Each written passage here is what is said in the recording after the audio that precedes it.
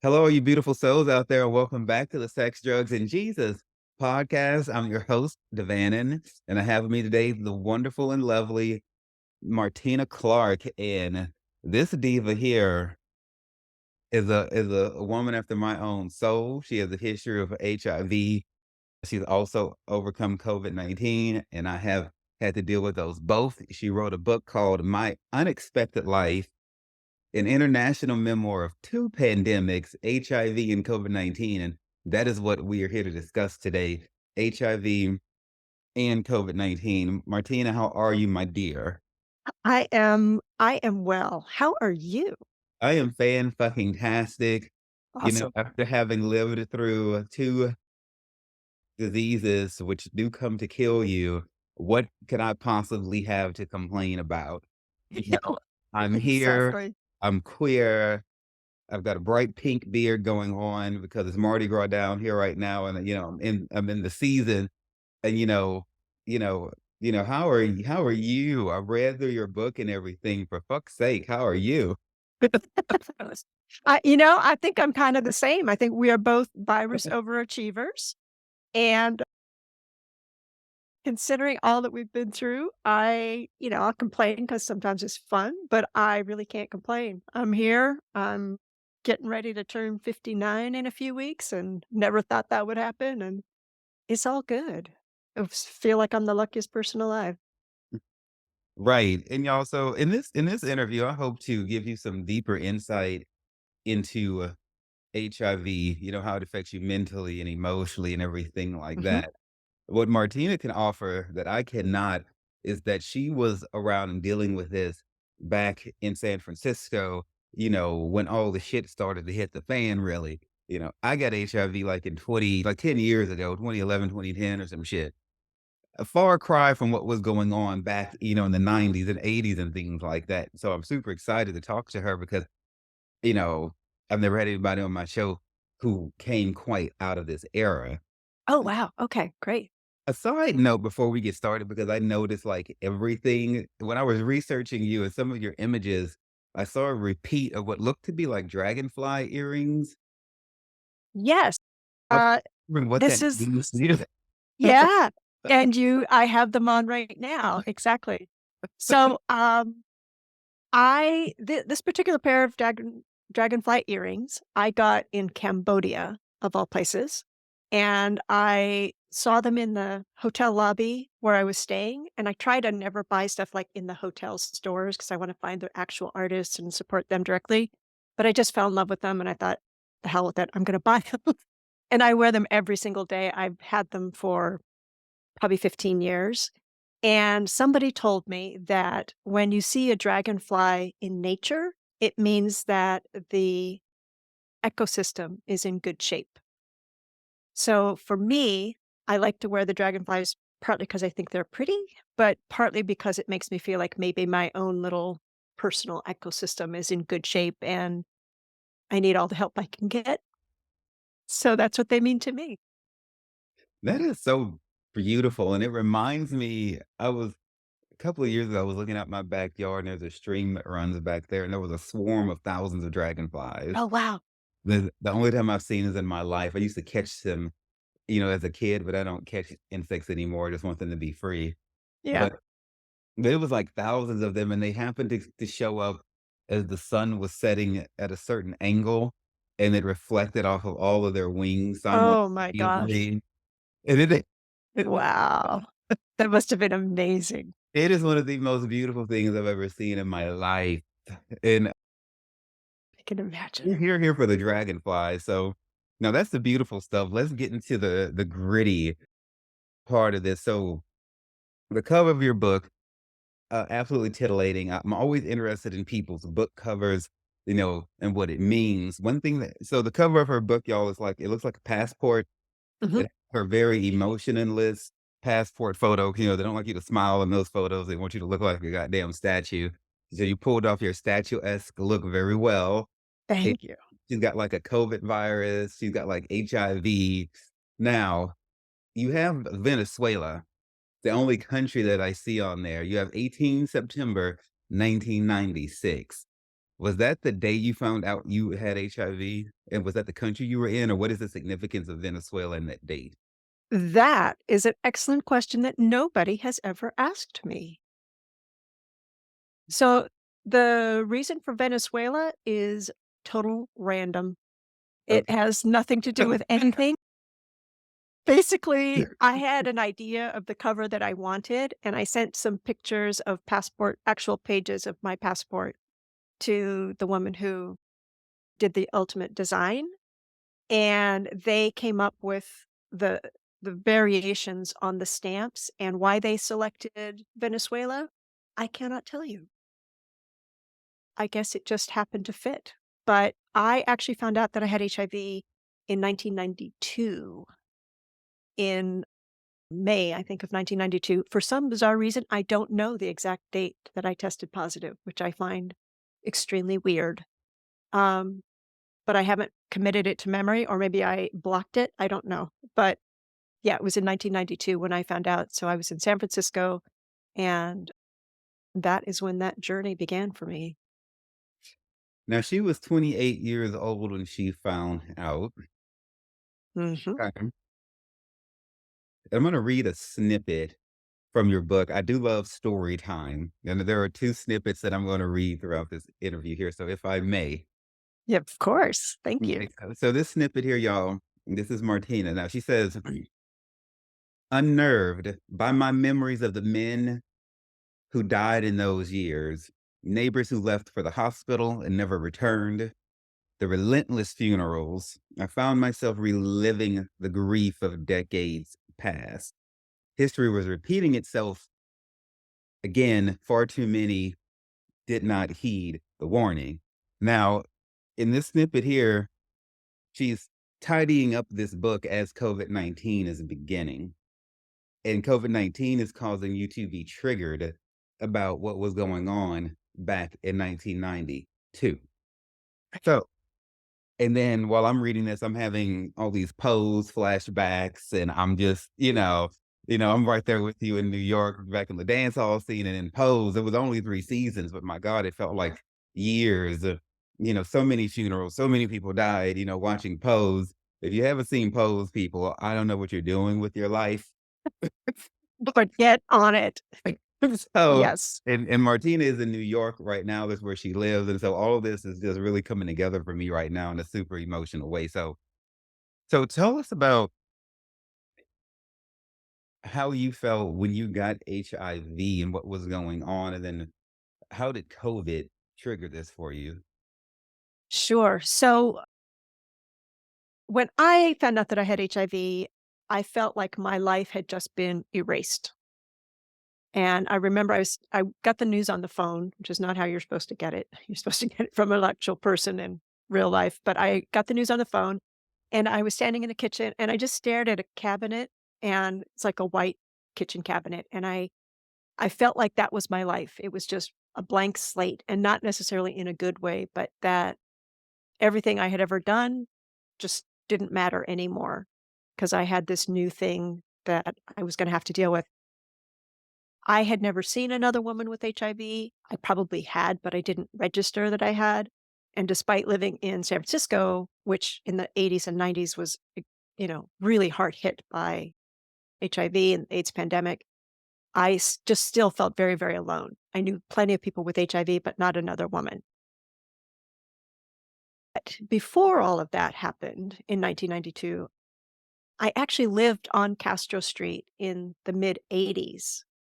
Yeah. And yeah, Castro Street, if you don't know San Francisco, is the hub of the most fabulous gay neighborhood, perhaps on the planet. I don't know, but certainly in San Francisco. And I lived there at the height of the AIDS crisis, and there were sirens all the time and ambulances going by and funerals, and it was just a constant state of sort of survival and grief.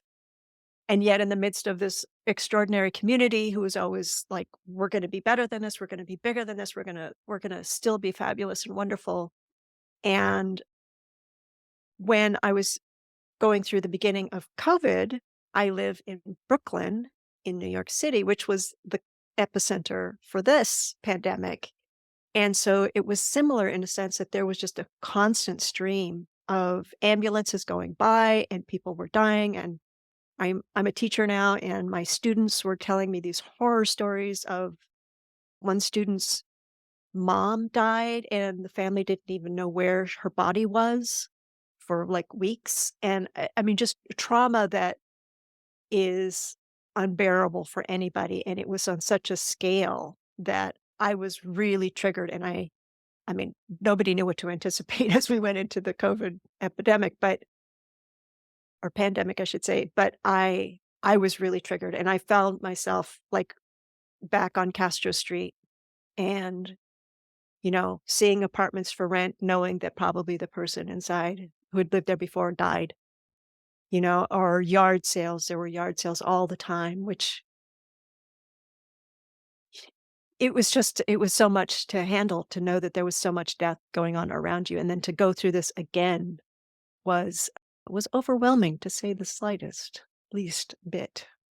2 pandemics in a lifetime. When COVID came out, they were saying, like, we hadn't seen anything like this since, I think, the early 1900s when there was the Spanish flu, I believe it was. Right, But if right. but if truth be told, for people dealing with HIV, we have seen it before. Yes. Exactly, exactly. Yeah, no, we've lived through it, and I'm in touch with a lot of long-term survivors of HIV, and we all were just like, "Ugh, this feels too real, too close, too much." Yeah.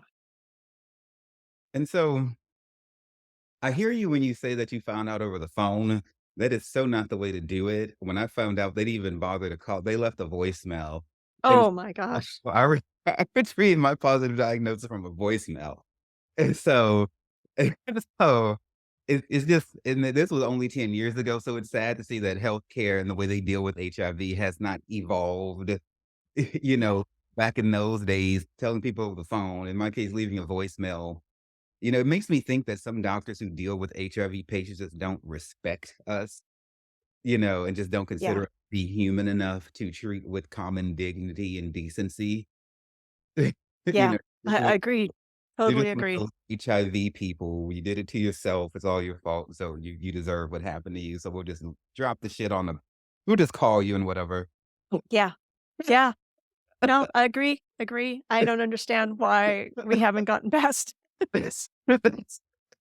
Yeah. Stigma. Now, when you found out, you said you stared at the furniture, and you felt like your life, everything up to that point didn't matter. They said that they gave you 5 years to live. Mhm. How did it feel to hear a doctor try to tell? Clearly, we're far past 5 years now. Thank God for that. And Yeah. you, but how did it feel to have someone tell you, "Look, you got what is it, 60 months left. Do with it what you will." You know. Yeah. I never thought of it in terms of months. It it just felt again, it definitely felt dismissive. I mean, in retrospect, I look back and I think, "Okay, this doctor was also navigating this territory and probably didn't know what to say, and that was his best assessment." Right? But at the time, I was 28 years old, I felt like, "That's it, my life is over," and he kept telling me to relax and to, "Don't stress. Just be as calm as you can. Don't stress about things because stress is bad for you. So relax and try and get lots of rest." It's like, yeah, you just told me I'm got 5 years to live. I'm gonna maybe make it to 33 if I'm lucky, right? And I'm not Jesus, so I don't want that end. It's, Right. I don't want to go down that path. So yeah, I just felt like my life was over, and because there was no treatment yet, that didn't come till, like, 1996. I think that is what launched me into becoming an activist because I felt like, if I'm gonna die, at least I can try and make something out of this to help somebody else or at least make myself feel better about myself or, I don't know, make me feel like I had a purpose. Um, and so I didn't really focus on myself as much as I think maybe I should have, but it was sort of what I needed to do. I just needed to in my mind, stay one step ahead of the virus because there was no other option at that point. I think you did better than me.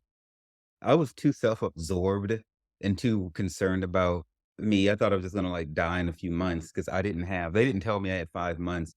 They didn't tell me anything. After I got the voicemail, I never talked to anybody, and I just went down this whole bad spiral.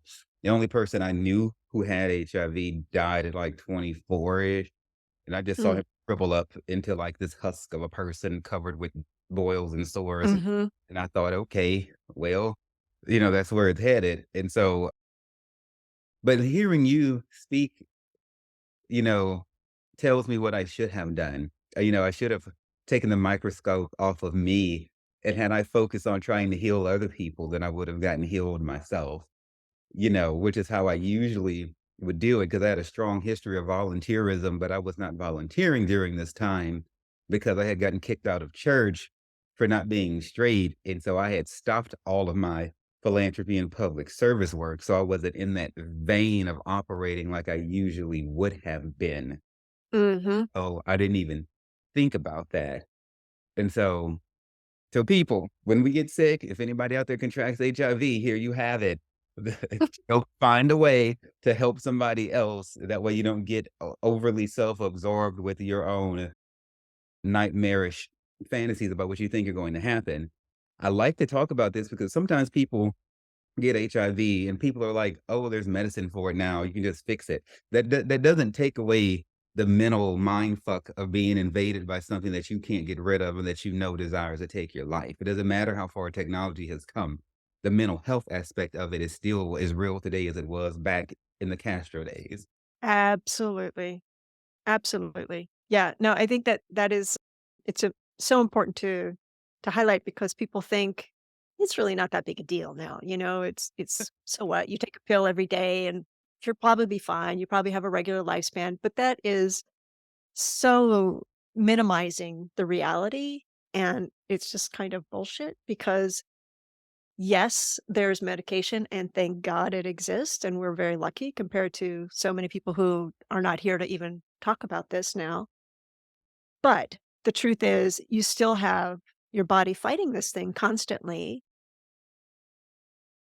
just showing that for long-term survivors, it ages your body just because you've been fighting it for so long. So, like, in theory, I'm 12 years older physiologically than my actual age. And so I'm like 70. So I'm now magically older than my siblings, which is kind of weird. But then as you say, like all of the social dynamics and the mental health and the, psychological, it's like you just still don't know. And the thing is we still don't know. We know that the medications are working so far so good, but we're the first sort of cohort of people being studied to see if this medication actually works. I don't know. Maybe in another 10 years, you're gonna be like, oops, it's as good as it gets. And it stopped working now. I don't know.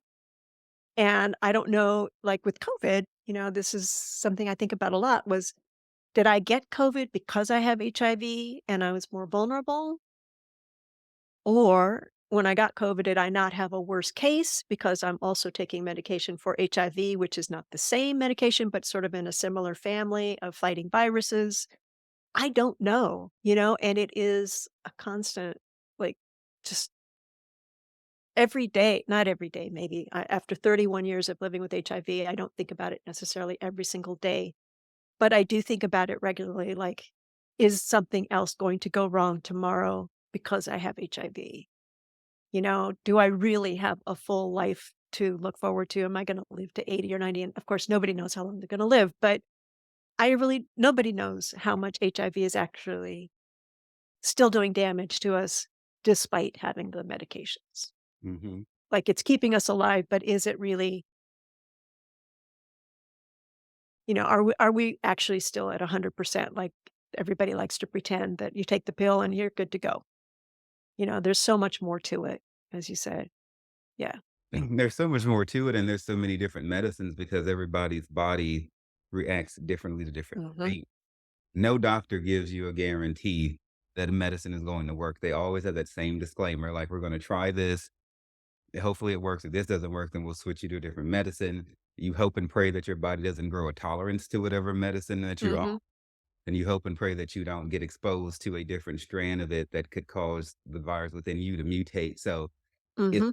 just like a home free thing. Right. It still is a conscious life. Yeah. To give a word of caution too, when people, if you should happen to get HIV or hepatitis, I also, have a history of hepatitis B as well, to be careful that you don't let it turn into anger. When I was a Mhm. teenager, this guy that I was just dating, he was like the same person who died of HIV or AIDS was the same one. He was running around trying to intentionally give it to people Mm. because what happened with him is he got it in like me, I thought I was just gonna die and I blamed myself. He got mad and he went out and tried to kill as many people as he could. So just be careful, of your emotions that like we Martina and I cannot overstate the emotional implications, that can happen to people. Mhm. Now, the last snippet that I have that I wanted to read talks about different perspective on it. For instance, this is the Panglossian outlook as you describe it in your book. In the Panglossian is just a very fabulous word that doesn't speak of mermaids or unicorns or the never-ending story like you might think. It just means like a super optimistic person. So, Mhm. so, so the snippet reads, people living with the virus sometimes say HIV is a gift because it requires a long, hard look at yourself and your life. You take account of where you stand. It forces you to contemplate your mortality. Perhaps, still, I'd swap my gift for a nice pair of shoes. And so, after I settled the fuck down and realized I wasn't going to die, now we're talking, what, 4 felonies and 3 trips to jail later because I really went off the deep end. I realized, I gotta get healthy now. I have to I started to, eat better or at least think about it, in Mhm. ways, and so, for me, it did turn into a gift after I got my head back on straight. Mhm. So funny to read you say, "I'll take the pair of shoes." It's Did you find any benefits? I mean, I always say that I would like I'm sure everybody would like to have had a life without HIV. I would Right. like to have tried that one out.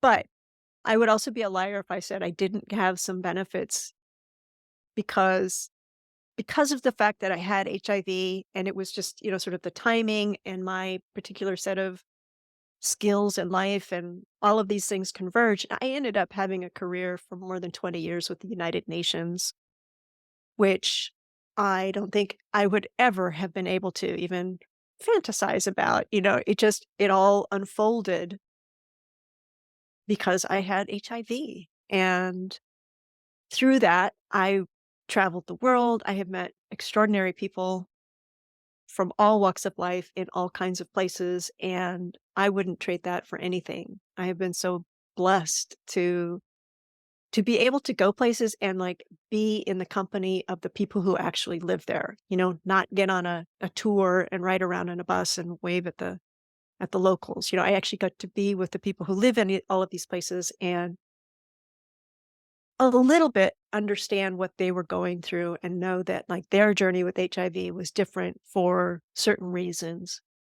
Or despite living in different totally different countries, we actually have a lot of things in common. That sort of stuff that you realize there's so many things that connect us as human beings. And when you're dealing with something as traumatic and big as HIV, a lot of those things they become super important and it no longer matters, where you're from, what language you speak, what you look like, any of that. It's just like this common shared life experience. And to have had so many of those experiences is just, I feel like I am the richest person on the planet in terms of life experience. Not quite as rich in terms of money, but that's okay. And so things like that, I definitely got a lot of great, you know, not pairs of shoes, but a lot of great other gifts. Hey, perspective is everything. A person can have so much in front of them and focus on a few things that they don't have and forfeit all the good stuff that they do have. And Yeah. then, it's all about perspective. Millionaires kill themselves. You Yeah. know, it's not about money. It's about not getting tricked into over focusing on the what you don't have and being happy for what you do have. Agree.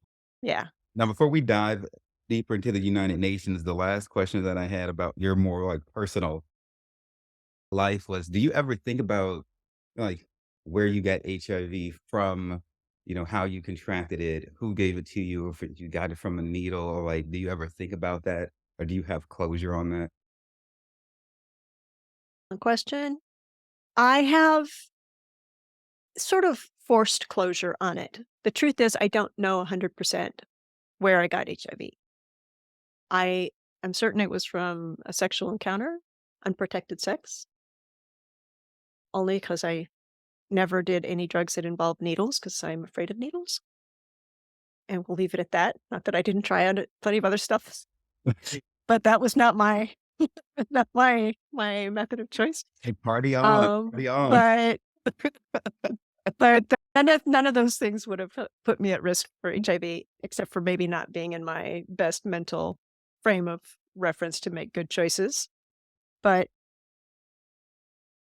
I don't know for sure. I have a pretty good idea of where and when I was exposed, and that's as much as I'll ever know.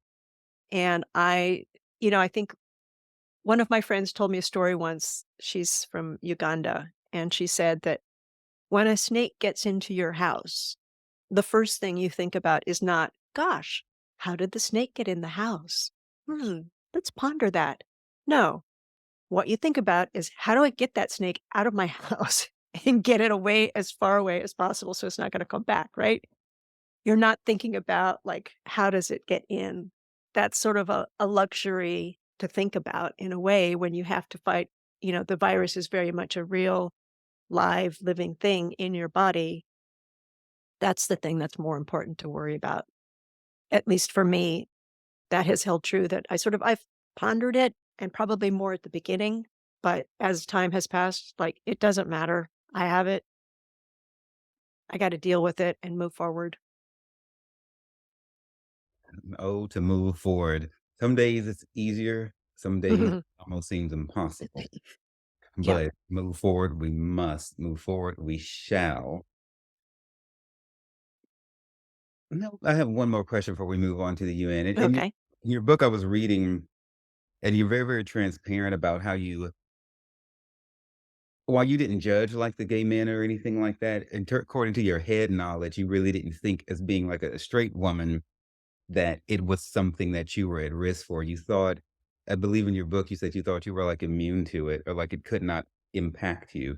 So, what do you have to say to people to this day who might still be laboring under the delusion that it's, a disease for those people over there? Or, or Yeah. Well, I mean, we can take a lesson from COVID, that a virus does not care who you are, what you look like, or, how you get it. They just want you to get it and live in your body and mess things up.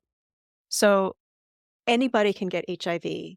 It's nothing to do with who you are, if you're a good person, a bad person, or you're smelly, or you have green eyes or left-handed. It has nothing to do with any of that stuff. It is a virus, and anybody can get it. And I think that in this country, I mean, certainly in 2023, we barely hear about HIV at all anymore. It's my perception. And that's even as somebody who's in the world of HIV, right? It's not like out there in the public discourse like it used to be. And I think that that's, like, on one hand, you don't want to alarm people unnecessarily, blah, blah, blah. But at the same time, I don't think that we're giving people an accurate reflection of the fact that it could be anybody. It's a virus, anybody can contract it given the correct circumstances. And globally, more than half of the people living with HIV are women. And I think most people don't know that either. There is a perception to this day that it is just a gay man's disease, which is complete nonsense. It is a human being's disease. And I think that's a really important thing. And again, if we can learn anything from COVID, it is that viruses do not discriminate, and neither should we. No, we absolutely should not. And so so let's shift gears to the UN here. So you were the first openly HIV positive person to work for UN AIDS in 1996. How does that feel? It feels like, and it's sort of what prompted me to write the book, is that I feel like I own this little teeny tiny piece of the history of the AIDS pandemic. And if I didn't tell the story, nobody would or could because it's my story.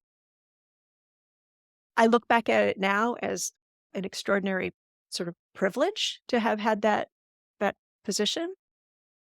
At the time, it felt like a nightmare because I was hired to have my job was NGO liaison, so I was the person who linking all of the nonprofits around the world working on HIV to our program, which is a huge job all by itself.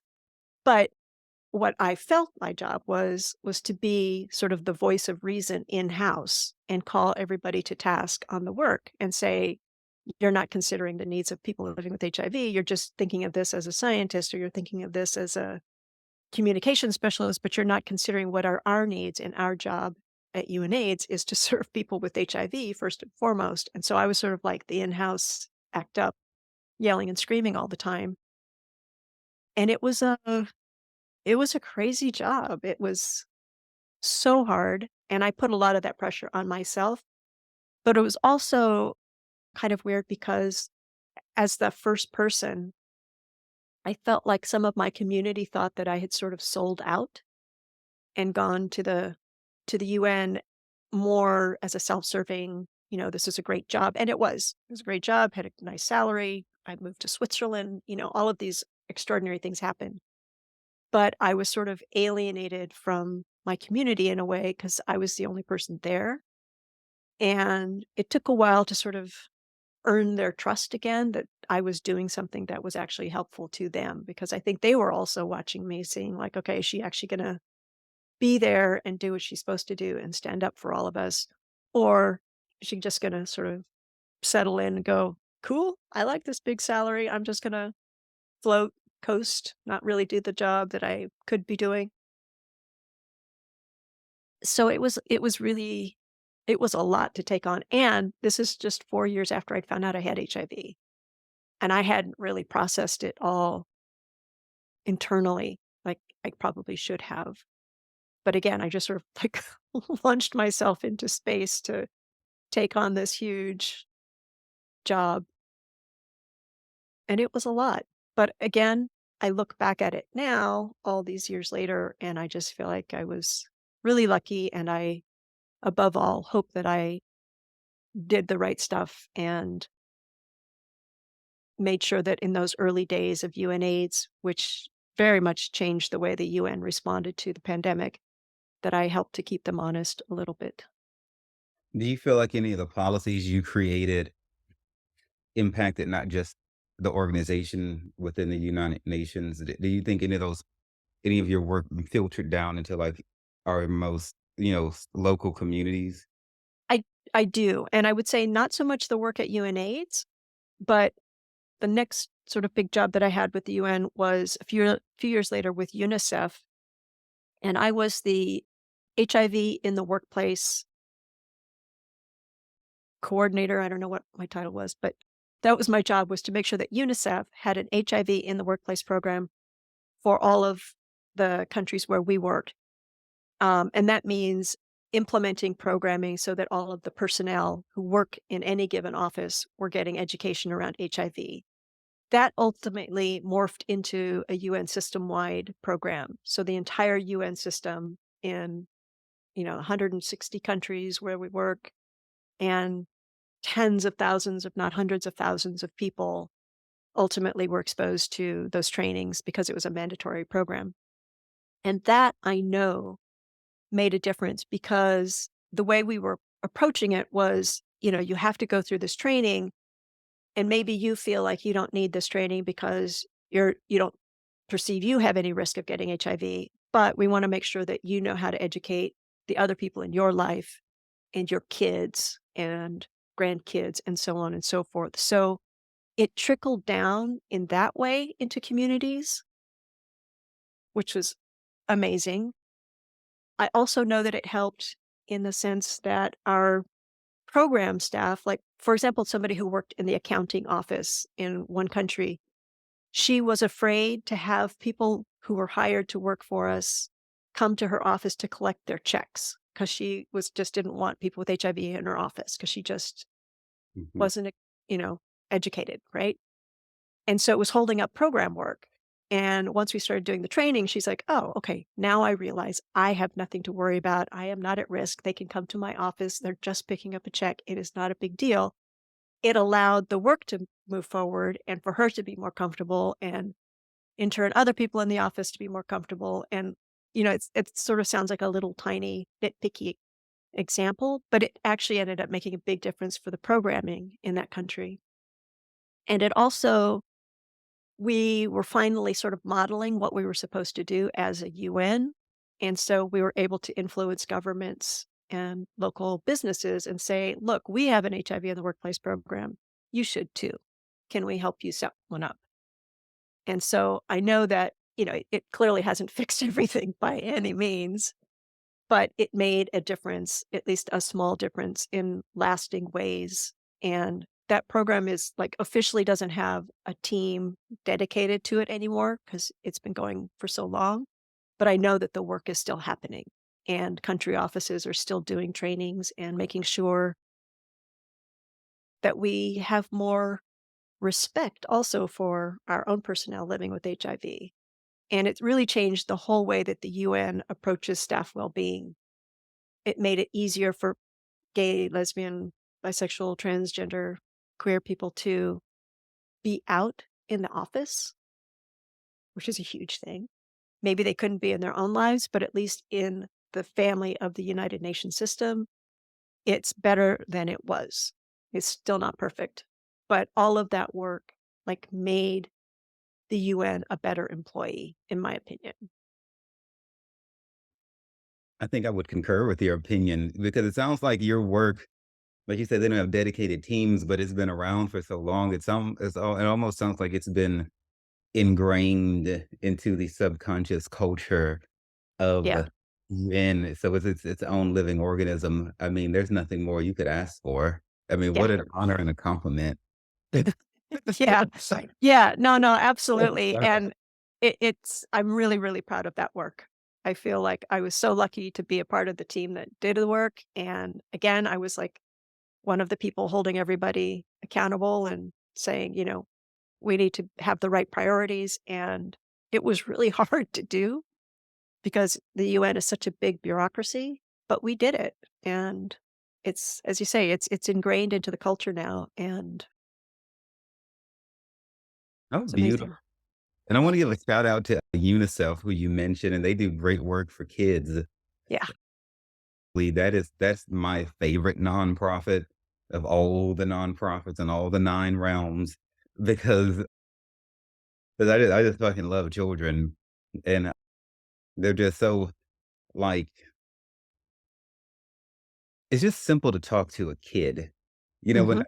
when I get tired of grown-up bullshit and fakeness and they feel like they have to do this, I go talk to 1 of 2 people, either homeless people or a child, because Mm. they have no motivation to be anything other than what they are, and I used Mhm. homeless before, and so that's where I got this from, extended, conversation with homeless people, which I used to talk to them before I became homeless, but those 2, I just go fucking find me a fucking seven-year-old to talk to, just to get some common damn sense from them. Yeah. Yeah. So Absolutely. and so Absolutely. and so, did you ever come across any, like, opposition that when you were trying to Because really what you were trying to push was love and open-mindedness to an organization that's already supposed to stand for that, and we all know it doesn't matter what church somebody goes to run to or what nonprofit that has a big ideal that it stands for, those bitches are there at work because they're trying to get paid primarily. Mhm, Completely different if you've been somebody who has gone through something that your organization services. But your main reason is to get paid. People go to church to save their own souls. They're not going there to help you. They're going there to help themselves. And mhm, so when they're confronted with somebody who has HIV or somebody who is the polar opposite of them, then there's that gut check moment. Okay, so you work for the UN, you're all about human service, helping people, or you go to your church or whatever, it's supposed to be about the same thing. Now, when you close the door in their face, you don't want to give them a check, you know. So you know what your company stands for. You recited the creeds and the core values, but when it came down to it, you couldn't deliver. So it's all great when it's an idea, but when you actually have someone in need standing in front of you, then what the hell do you do? This person, you had to help them do what they signed up to do. mhm. That's very, very big of you because you could have gone in there and cussed the bitch out, I've been like, what the hell is your problem? But you took the high road and you showed love. I just wanted to point that out that this is a really, really, a stretch for you to have to do this at the UN. All places. Yeah, yeah. I mean, I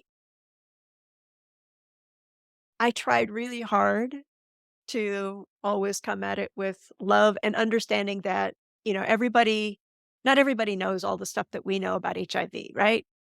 And if you're hired as an accountant, that is you don't have a background in public health, why would you know all of this stuff, right? So it's sort of trying to be compassionate that everybody's learning this information at some point for the first time, and maybe I'm the person teaching them for the first time. But I can also tell you, Who I tell had girl. my moments.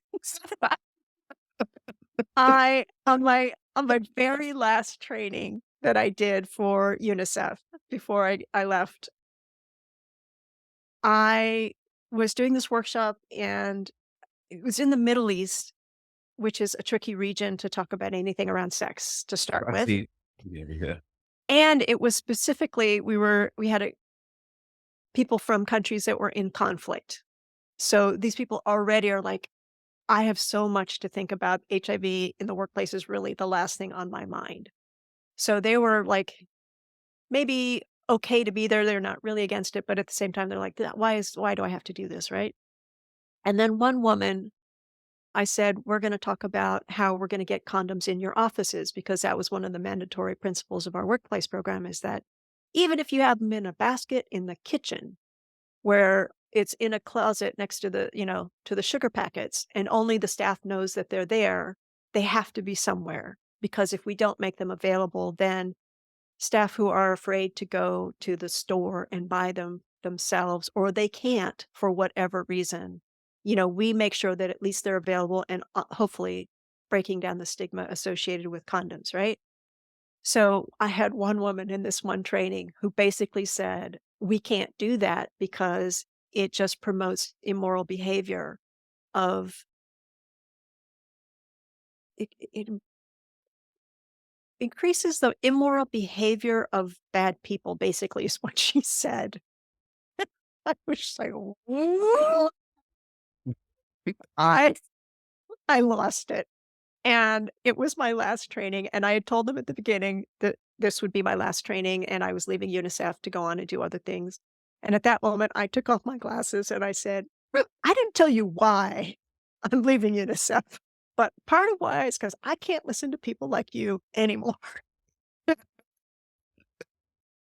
everybody else in the room was just like, "Oh, no, she didn't. No, she didn't. Oh my God." And I was just like, "Oh, Lord, what did I just do?" But at the end of the day, the other people in the room were like, "Thank you so much, because she is a pain in the neck, and she's always fighting us on this condom issue, and you have the luxury that at the end of the week, you get on a plane and you leave. You don't have to work with her anymore." but you've said to her what we can't. And so, apparently the fact that I kinda blew up on this woman ultimately was helpful, but I also, I was just like, I can't make up these stories anymore. I can't pretend to be nice to you when you are being ridiculous. It's like, it's not up to you. We have to do this, period, end of story, figure it out. And she sort of said, "Okay, I can't contribute to this, but I will not fight it. And I will put my energy into other parts of the work and let other people focus on that part because I'm not comfortable with it." I'm like, "Okay, there's a team in every office. If you're not going to take on that part, but you will not block it, I can live with that."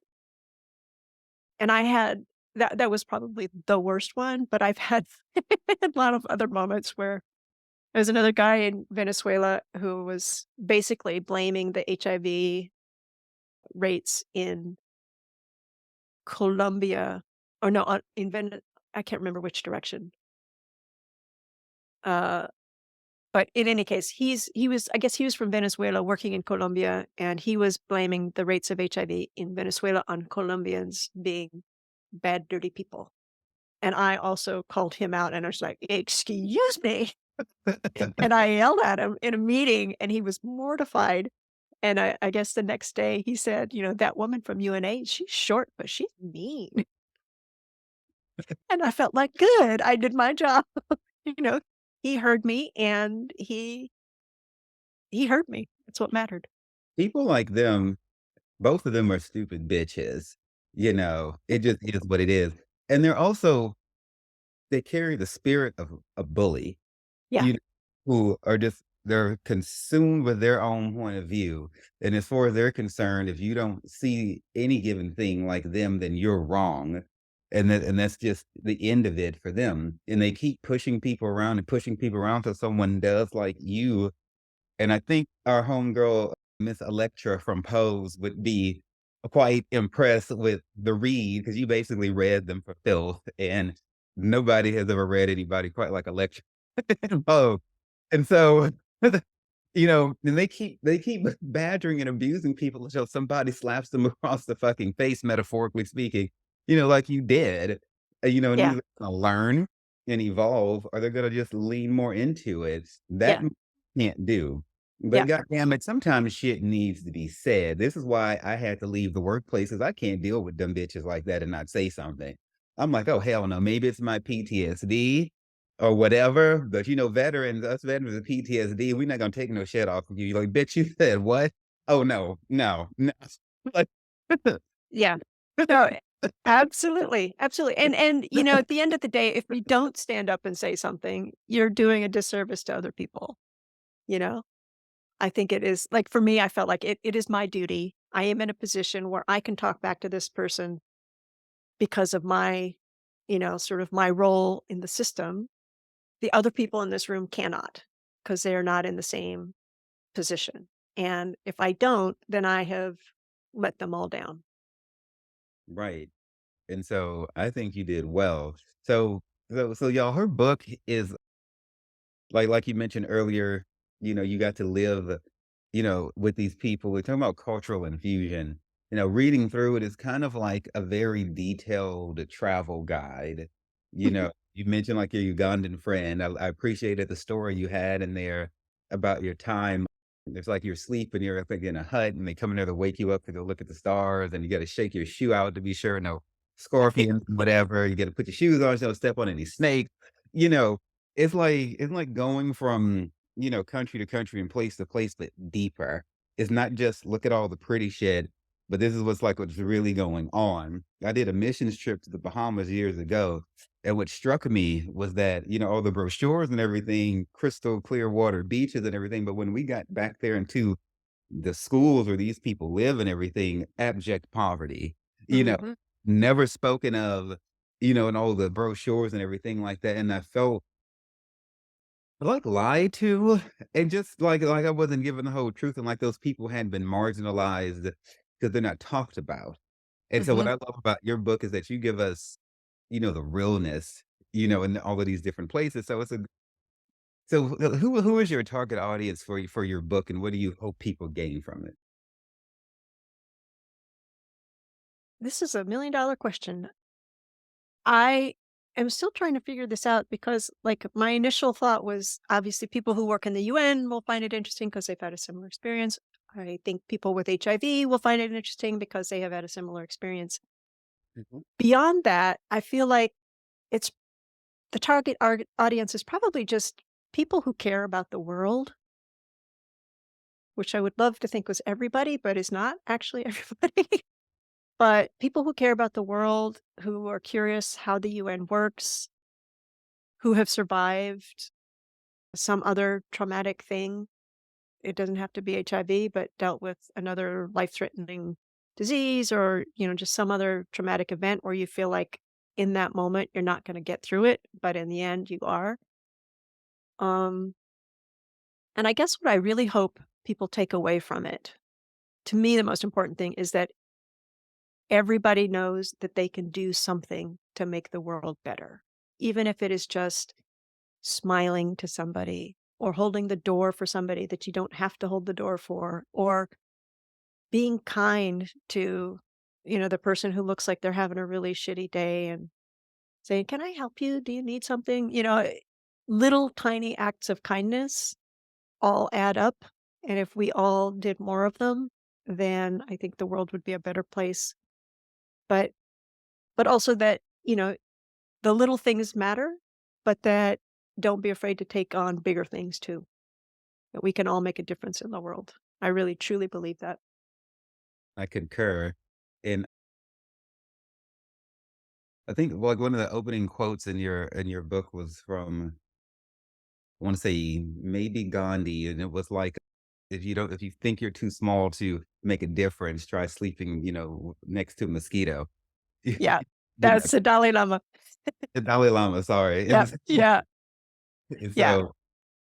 so I thought that that was very interesting. Y'all, her book, the woman's been through a lot. There's an abusive marriage, there's a fostering of, I believe, a teenager.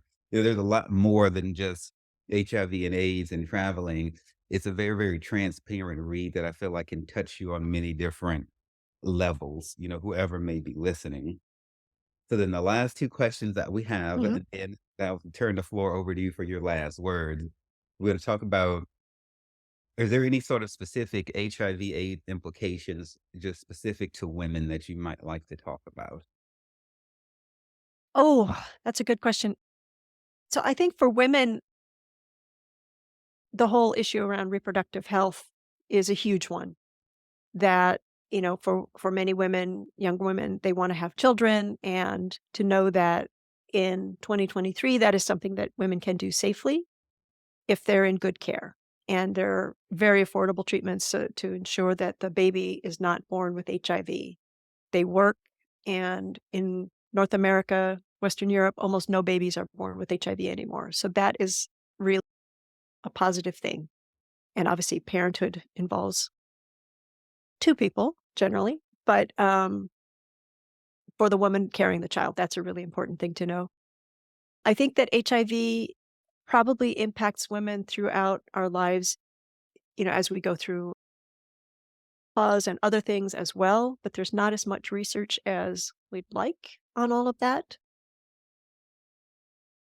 But I think probably the most important thing for women is to think about the reproductive health issues and just to make sure that they don't let their doctor say, well, this works in men, it's fine for you.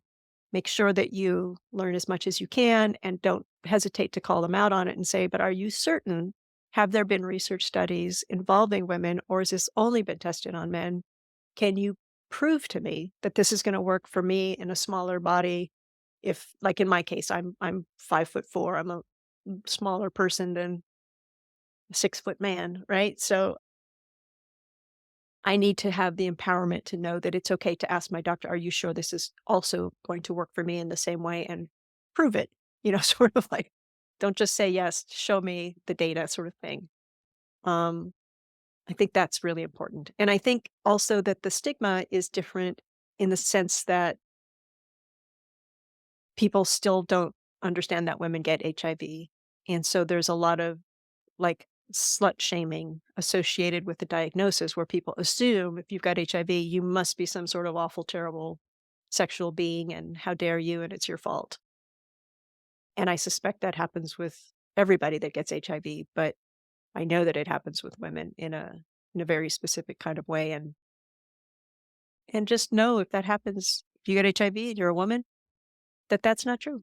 You are a human being. It's a virus, and don't believe the stories that people tell you about yourself. Believe your own story. Like, Lord help me, like Mama RuPaul says, "Unless they paying your bills, pay them bitches no mind." Yeah, Unless they yeah. paying your bills, pay them bitches no mind. 'Cause people always got a fucking opinion about every goddamn thing besides themselves. And then so then the last thing, World AIDS Day, stood out to me. My research to you of you, this has been the case since December 1st, 1988. And so is there anything you'd like to say about World AIDS Day and what that means to you? Well, it's kind of like at this point, I think it is a day that we kind of do lip service to the pandemic. And while I think it's great that people do events on World AIDS Day to focus our attention, make sure that it is being talked about in our communities, I think people need to remember that there are the other, 364 days of the year that we're all still living with HIV. And, I thought about this yesterday with Valentine's Day. I was explaining to somebody who's from another country about Valentine's Day here, and I said, it's sort of a cute, cheesy holiday, and we like heart-shaped candy if we like candy, but it's also complete nonsense because if you love somebody, you don't have to wait till February 14th to tell them that, right? It should be a daily thing, and I think the same for World AIDS Day that I I have a real love-hate relationship with the day. Like, part of me wants to support activities and events, part of me hates the day and wants to just, you know, skip it and talk again on December 2nd because I don't wanna think about it because it's not a joyful day. It's a day of a somber remembrance to me. It's remembering all the people who aren't here to celebrate it or not to observe it, I should say, not celebrate, but that's my feeling on World AIDS Day. Yeah, I can imagine that it would be triggering, excuse me, like triggering as hell. So, so everyone make up your own damn mind about World AIDS Day. I'm kind of over like pretty much every holiday at this point. Yeah. So they're either fake or overly commercialized or whatever the hell the case may be. So I'm just like, just fuck it all. It's in terms of holidays, but still show love to people on every day, Exactly. whether it's Exactly. Christmas or and give a damn about Jesus, even if it's not Easter. Yeah, Well, but who the exactly. fucking bunnies? I don't want to get started on that. It's almost Easter. You know? So, so thank you so much for coming on the show. Any last words that you have? Wait a minute. Her website is martina-clark.com. I'm going to put all this in the show notes. The book again is My Unexpected Life and an International Memoir of Two Pandemics, HIV and COVID-19. She's on Facebook, LinkedIn, Instagram, Twitter, YouTube, you name it. She's there. All this will go in the show notes as always. So thank you for being such an incredible guest. If there's any last words you'd like to say to the world, say it, and then you'll close us out with that. Oh my goodness. No pressure. I would just say thank you. And again, thank you for all that you're doing, for putting good stuff out into the world. I really appreciate you. And for the listeners, you can be one of those people who puts good stuff out into the world. So do it. Thank you so much.